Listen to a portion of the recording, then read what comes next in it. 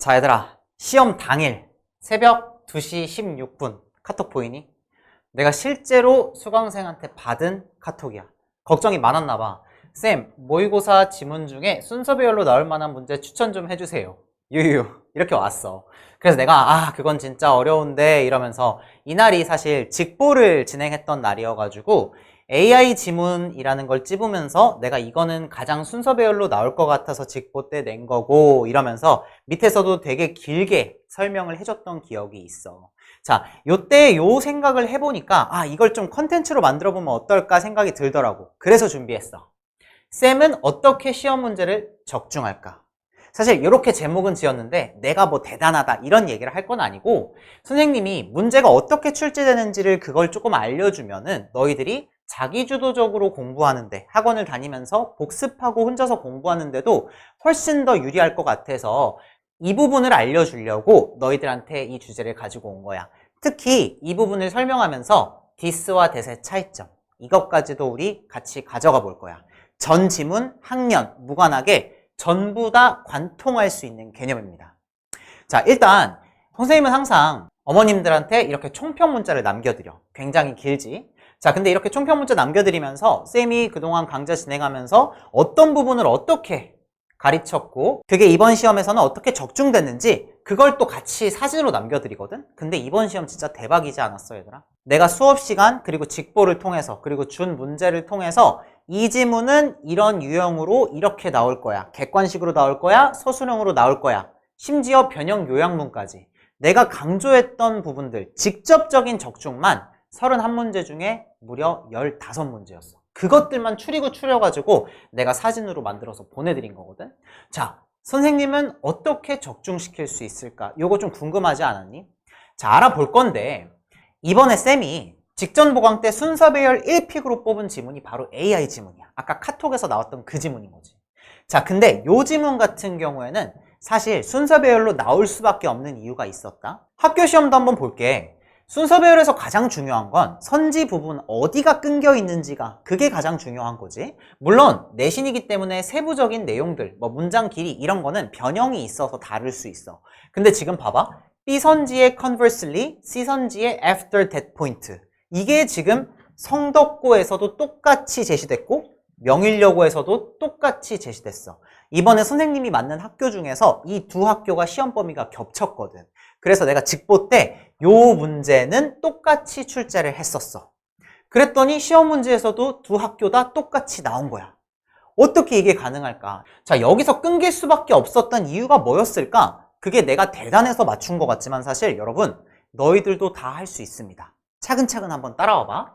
일단 선생님께서 시험 문제를 출제하시는 과정이야. 보면은 먼저 출제자의 시각이 중요하겠지. 출제자의 시각이라는 건 무엇이냐면 그 지문에서 어떤 포인트가 가장 중요한지를 선별하는 거야. 어법이 가장 중요할지, 연결어가 가장 중요할지, 아니면은 어떤 부분을 영작할 필요성이 있는 부분이 있는지, 논리가 가장 중요한지, 구조가 가장 중요한지, 아니면 저자의 의사가 잘 전달되는지, 그런 것들을 우리가 선별을 해. 자, 그 다음에 그거를 시험하기에 가장 적합한 문제 유형이 뭔지 그걸 선별하는 거야. 서술형으로 내는 게 적합할까? 객관식으로 내는 게 적합할까?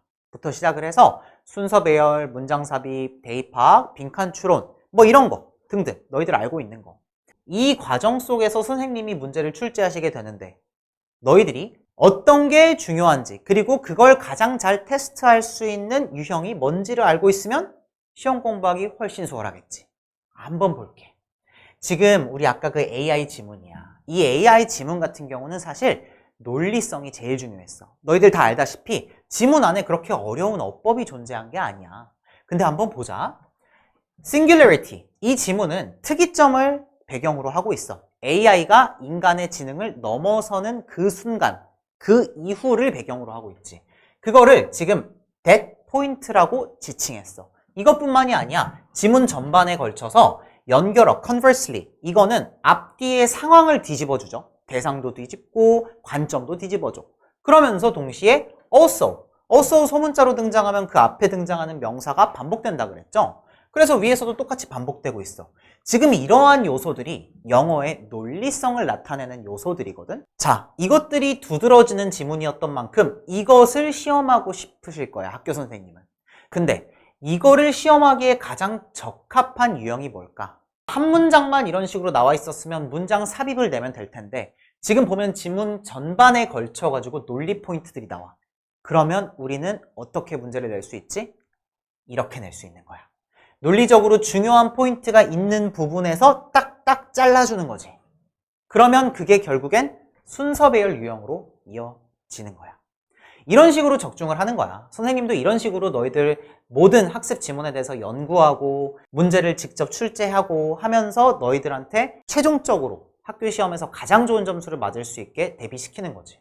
근데 너희들이 사실 이거 충분히 해낼 수 있다. 선생님의 도움을 받으면 훨씬 쉬운 거지만 너희들이 이런 개념들을 알고 있으면 공부할 때 훨씬 유리한 게 사실이야. 근데 얘들아, 이게 우리 흔히 내신이라서 하는 거 있지. 뭐지? 그래, 암기, 꼼수 이런 걸로 해결이 될까? 우리가 지문 너무 어려워요, 이해 못하겠어요, 일단 암기부터 할래요. 통암기, 내신이니까 많이 하잖아.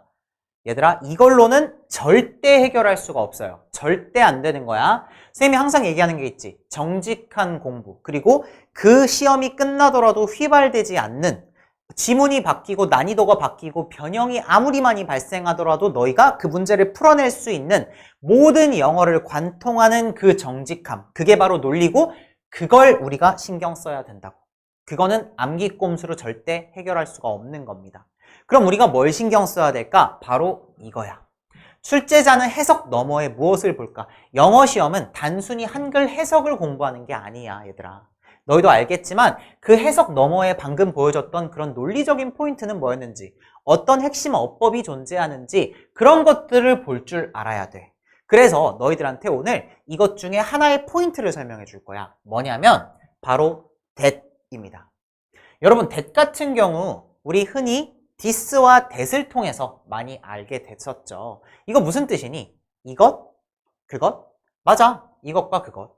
근데 생각해봐. 우리 현실에서 this와 that, 이것과 그것을 쓸 때는 나한테 가까이 있으면 이것이라고 하고 저기 멀리 떨어져 있으면 그것이라고 하는 경우가 있어.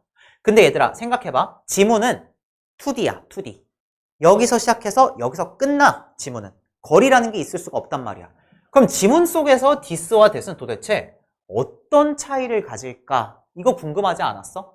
이걸 알고 있으면 우리 굉장히 많은 문제들이 같은 논리로 풀리는데 이거 오늘 뭔지 확실하게 짚고 가보자.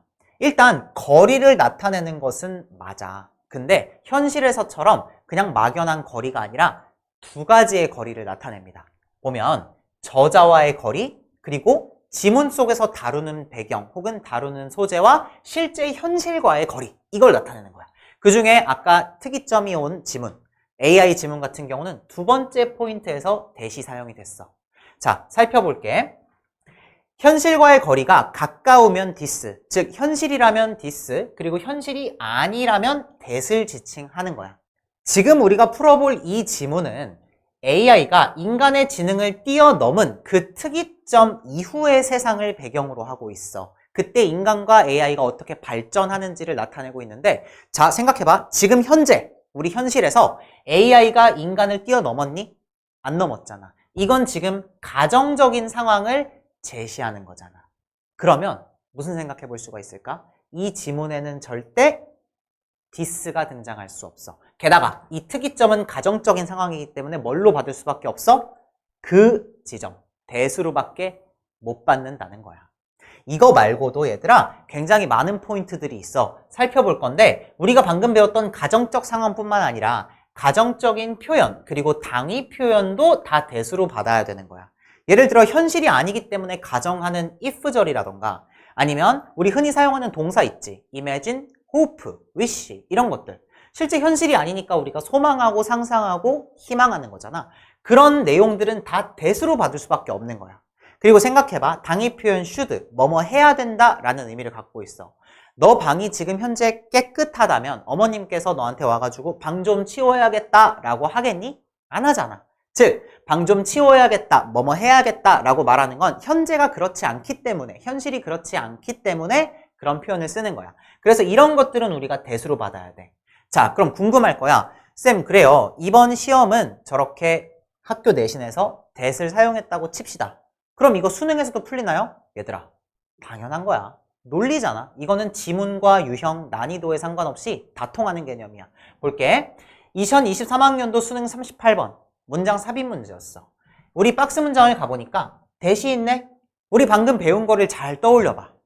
지문을 쭉 읽다 보니까 뭐가 나오냐면 imagine, 상상하다라는 표현이 나와. 그러면 저 대시 이 상상한 내용을 받아야겠네? 얘들아, 실제로 정답이 5번이었어. 고3 수능 문제 똑같은 논리로 풀리잖아. 지문이 달라졌는데도 풀리잖아. 유형이 바뀌었는데도 풀리잖아, 얘들아. 이게 바로 정직한 영어의 논리성이야. 너희들이 이걸 알고 있으면 내신 대비, 수능 대비 사실 구분이 없어져. 그냥 영어라는 학문을 통달하게 되는 거야. 시험의 관점에서. 자, 선생님이 맨날 하는 얘기가 있지. 꼼수와 암기에 의존하지 않는 정직한 영어 학습.